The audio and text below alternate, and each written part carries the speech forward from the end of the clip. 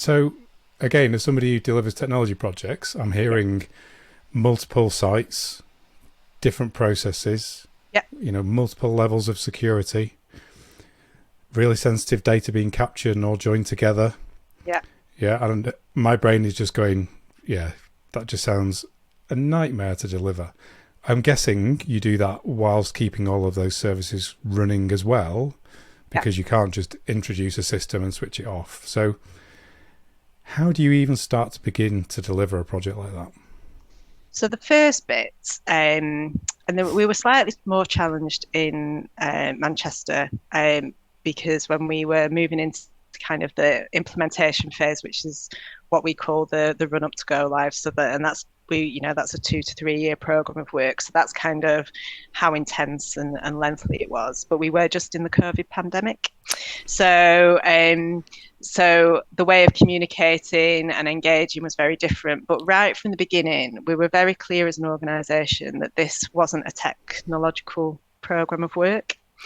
It was a transformational program of work that was clinically led, Mm-hmm. operationally delivered, and digitally enabled through a Perfect. platform called Epic. So we Mm-hmm. had a really strong brand, and our brand was called Hive. So the Hive program and our strap line was clinically led, operationally delivered, digitally enabled. We were really, really keen for people not to think of it as a technological Yeah. program of work for various reasons. Mainly, well, not mainly, but strongly, success rates of technological programs have been variable across the NHS. So that was one reason. But also, secondly, people see it as somebody else's job if it's a tech Yeah. thing. But actually, this was about from the day we flick the switch, every single person in this organisation's job will change, not in terms of their terms and conditions and what they deliver, but how they deliver the care to their patients. Yeah. So we set up a program of work. We were 250 strong program team. Mm-hmm. So that was recruited, some internal and then a lot of external support, with a really structured program. And the implementation phase ran from obviously the engagement of key stakeholders, which is essential. And then we had a lot of work to do around data quality. Yeah. So we talked about having 80 different systems. Well, that was clinical systems. There was a whole plethora of other data systems that contribute to reporting and operations. So a huge piece of work around data quality to reduce errors. So duplicates and other errors had to be cleaned before data could be migrated across to the system. So Mm-hmm. that started quite early. A work around understanding third-party systems and how they would integrate Yeah. with main Epic platform. And then when we moved into the Epic kind of actual design, that's when we had to set up what we called rapid decision groups. So we Okay. had over 100 rapid decision groups across the organisation, where we had our Hive analysts, which is our term for people who build the system. So they'd Okay. been trained within the Epic world. We had clinical people, operational leaders, BI and data analysts, transformation and change leads, and representatives from each of our hospitals and managed clinical services. And they're wrapped around making decisions around how the pathway needed to be built Yeah. within the system. So we had over 100 which made decisions over a number of months. Once that decision was made, it was logged within the program official documentation, and then the builders would then go and build as the design, if you will. It started from a foundation. You're not starting from scratch. You start with Yeah. this is your foundation. Do we need to change that? Do we need to amend that? Um, and then we move into a huge piece of engagement with the hospitals and MCSs in terms of what does this mean for you in your working life. So we ran huge comms programs. So we had dedicated communications support to the program. Mm-hmm. Um, And what we know is you can't use one method of communication. So busy people, particularly clinicians who are working on a ward or in a clinic, they don't check their emails. So you can send beautiful videos and presentations through email. But actually, we needed to do roadshows, drop-in sessions. Perfect. We did even revert to what we would class as old-fashioned posters to go on notice boards. So huge engagement campaign in terms of what will it look like in the future. What does this mean for you? And then we also had to set up what we called our operational readiness stream. So there is a lot of work in terms of operational readiness for go live, and that ranged from ensuring that we had all of our outpatient clinic templates built correctly. Some of the data cannot be migrated digitally, so that has to be manually migrated. We had a huge training program and training 30,000 members of staff face to face in classrooms. Was a huge challenge, releasing them from delivering their day-to-day work to attend training. Catching up on COVID. Yes, absolutely. So the pressure of recovery. And actually, we wouldn't have been able to go live unless we had more than, I think it was 85% of staff trained. So you have a threshold of training. So we had an operational readiness stream to make sure that we had all our operational tasks completed. And then we finally then had our go live planning work stream, which was huge. So we ran go live like a command and control structure. We were very clear we weren't managing an incident, but we were managing a significant change because we went live with all of our hospitals and MCSs at the same time. So 8th September, 4:00 in the morning, the switch changes and we're no longer using those 80 systems or paper. We are now using the electronic system. So delivering that with floor walkers, super users, command centers on each site to be able to escalate issues as they happen in real time. And managing that is significant because in terms of a member of staff having an issue on a ward, in a clinic, wherever their clinical area is, they don't know whether it's built wrong, whether it's broken, or actually is it user error, which is a terrible term, but actually is it just not knowing how to use the system?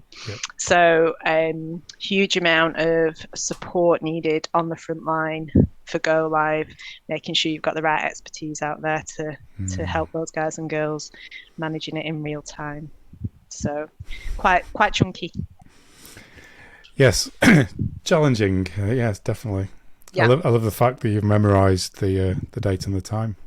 Oh, it's unfortunate really because it's the day the Queen died. Oh, okay. So I was in the command centre.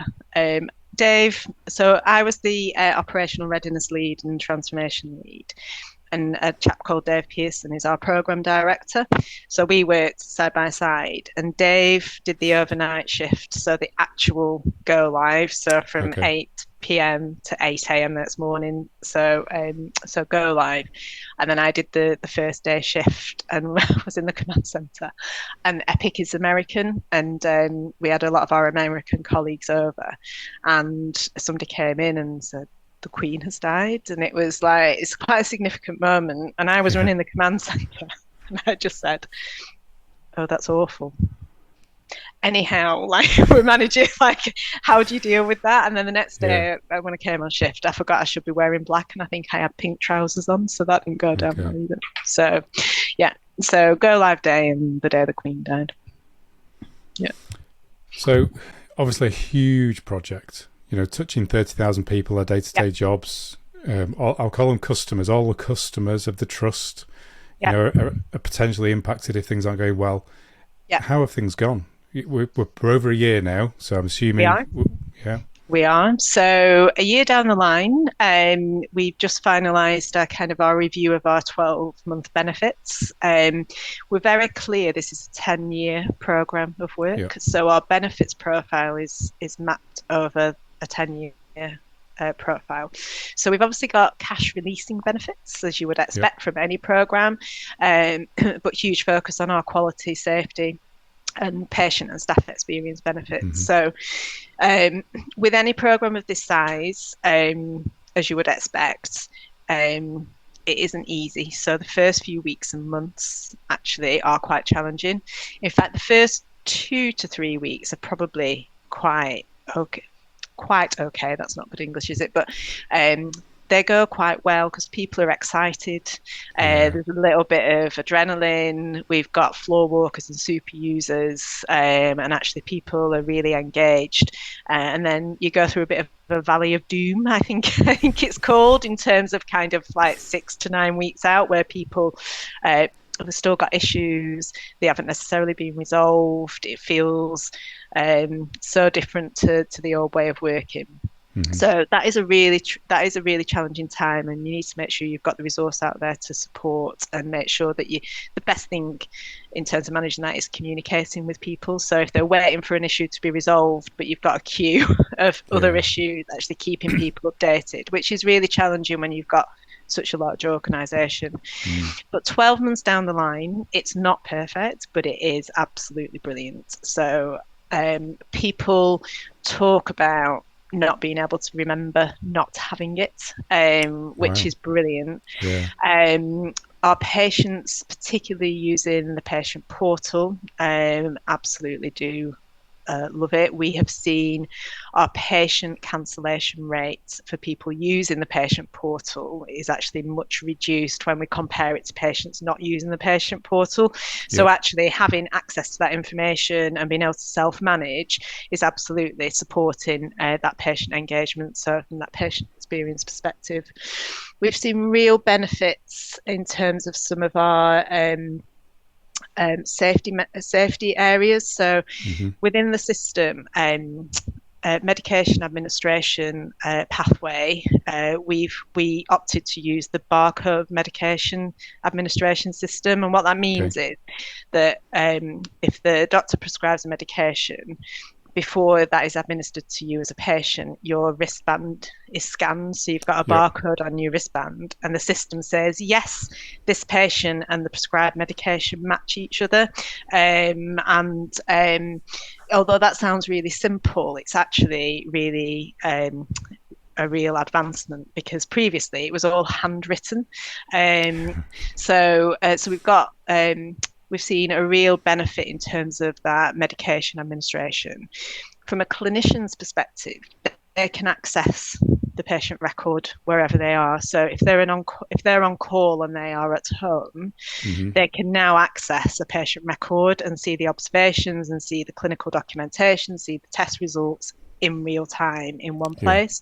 Previously, they would have had to do that over the phone and speak to numerous different people on some occasions, and actually come into the hospital if they needed to. So they can do that from home, but that's an on-call issue. They could be on a different site, so they might be working in a different area, but somebody's asking for some support and advice for a patient on another site, and actually they have it deployed on their mobile phones or their tablets, and they can easily access. It's also got a function called secure chat. So, and what we're seeing with that is clinicians being able to communicate from one single place to ask for support advice within real time. So the clinicians will get an automatic alert and they can respond. Previously, you might have had to bleep somebody, try ringing several different departments to get hold of somebody, but they're also set up in group communications as needed. So anybody in those specific circumstances, you're not relying on one person, you're waiting for a group. So we've seen loads of benefit from there. Things like patient letters being sent after an outpatient appointment. So when a patient comes for an appointment, there's always a letter that's written from the doctor to the patient's GP. And our turnaround time for that is now 7 days. And it used to be a number of weeks on occasions before letters could be communicated. And the reason for that is it's also generated within the Epic record, and then it is populated, and then able to be sent. Similarly, with patients being discharged from hospital, that is also generated from the system, and the GP receives that within 24 hours. So we've seen these real benefits around taking out the time delay, taking out the waste along many of our pathways. We're able to get patients to complete patient questionnaires before they attend for their appointments. Before their operation, they can complete their pre-op information, which saves time for them and for the clinical teams when they attend. So we've got a widespread set of areas that have really improved, significantly different, and actually that standardization is developing across those 10 sites. So we know that by reducing variation, you improve outcome and efficiency, and we're starting to see the benefit of that.